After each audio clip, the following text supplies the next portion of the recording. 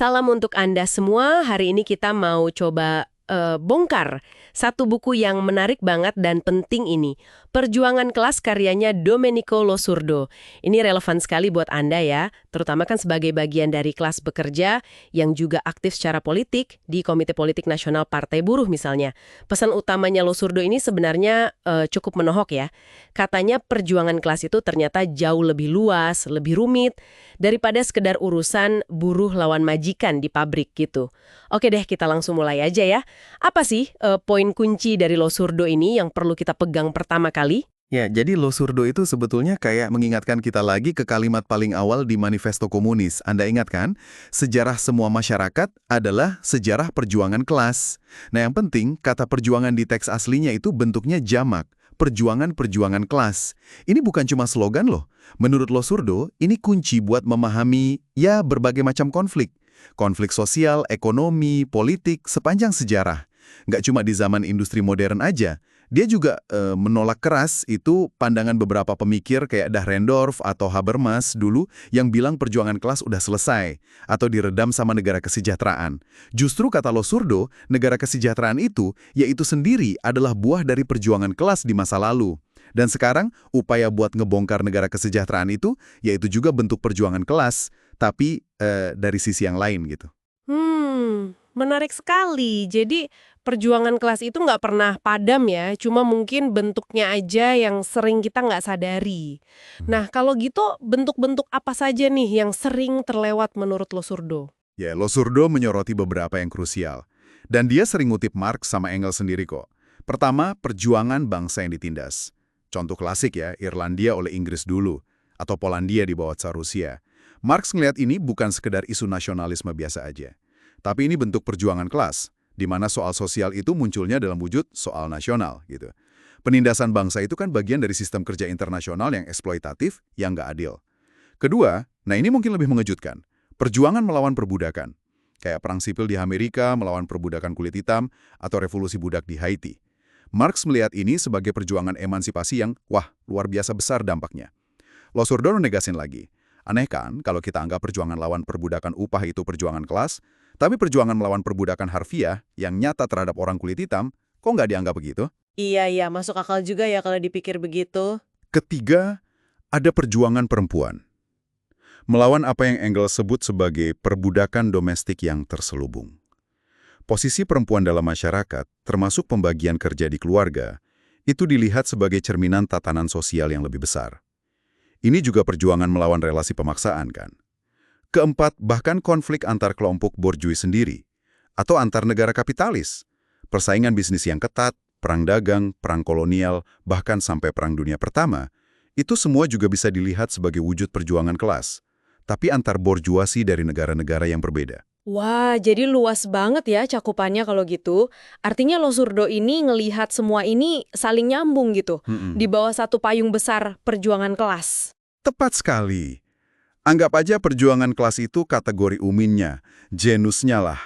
Nah, perjuangan nasional, gender, anti-perbudakan, anti-kolonialisme, itu spesiesnya, jenis-jenis spesifik di bawahnya.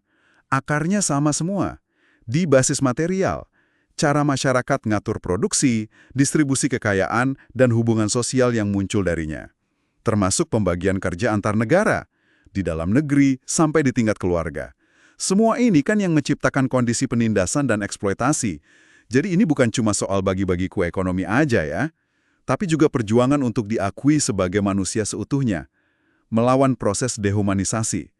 Misalnya, pekerja dianggap kayak sekrup mesin, bangsa terjajah dianggap biadab, perempuan dianggap cuma alat produksi.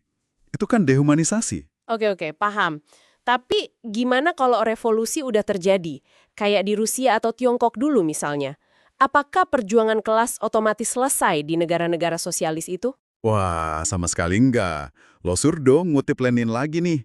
Dia ngegasin perjuangan kelas itu tetap lanjut, tapi ya itu bentuknya berubah. Fokusnya bisa geser. Misalnya jadi perjuangan buat membangun ekonomi.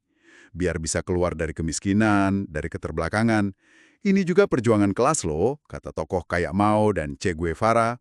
Terus, perjuangan ngatasin ketimpangan antar negara, supaya nggak kembali dijajah secara ekonomi. Misalnya butuh teknologi maju, kadang harus didapat dari negara kapitalis juga kan? Ada juga tantangan ngelola masalah internal baru, kayak kesenjangan antara katakanlah tenaga ahli yang gajinya tinggi sama rakyat biasa, atau pusat sama daerah. Dan satu lagi yang penting, perlunya kelas pekerja itu punya kemampuan buat melihat gambaran besar. Apa ya istilahnya, katarsis gitu kalau pakai istilah Gramsci. Jadi melampaui kepentingan kelompoknya sendiri demi mimpin perubahan buat seluruh masyarakat. Nah, ini tantangan berat pasca revolusi. Oke, jadi kalau ditarik benang merahnya nih buat kita sekarang, apa pelajaran paling penting buat kelas pekerja yang terorganisir hari ini dari pemikiran Losurdo ini? Yang paling krusial, menurut saya, adalah kesadaran bahwa perjuangan kelas itu luas dan berlapis-lapis, multidimensi. Jangan sampai kita terjebak pandangan yang sempit. Misalnya mikir, ini cuma soal naik upah atau kondisi kerja di pabrik aja. Itu penting, tapi nggak cukup. Penting banget buat ngelihat kaitan antara masalah ekonomi dengan penindasan bangsa, isu gender, rasisme, dan juga hubungan antar negara yang timpang, ya imperialisme itu. Kesadaran kelas yang benar-benar bisa bawa perubahan, ini kata Lenin yang dikutip Losurdo, itu nggak datang otomatis, nggak ujuk-ujuk muncul. Perlu pemahaman yang utuh soal seluruh hubungan sosial politik yang rumit ini, baik di dalam negeri maupun di tingkat global. Dan tentu saja harus selalu waspada ya sama ideologi dari pihak penguasa yang seringkali kan berusaha memecah belah kita. Misalnya ngadu domba pekerja lokal sama pekerja migran atau nyalahin bangsa lain atas masalah ekonomi kita sendiri. Itu harus hati-hati. Wah, terima kasih banyak ini. Penjelasannya gamblang sekali. Jelas banget ya, buku Losurdo ini kayak ngajak kita melihat perjuangan kelas dengan kacamata baru. Lebih luas, lebih kompleks. Ini bukan sekedar teori di awang-awang ya, tapi bisa jadi semacam peta lah ya buat nyusun strategi ke depan. Nah, kepada pendengar, dengan semua kerumitan ini, kaitan erat antara ekonomi, politik nasional, gender, hubungan internasional, ada satu pertanyaan nih buat Anda bawa pulang, buat direnungkan.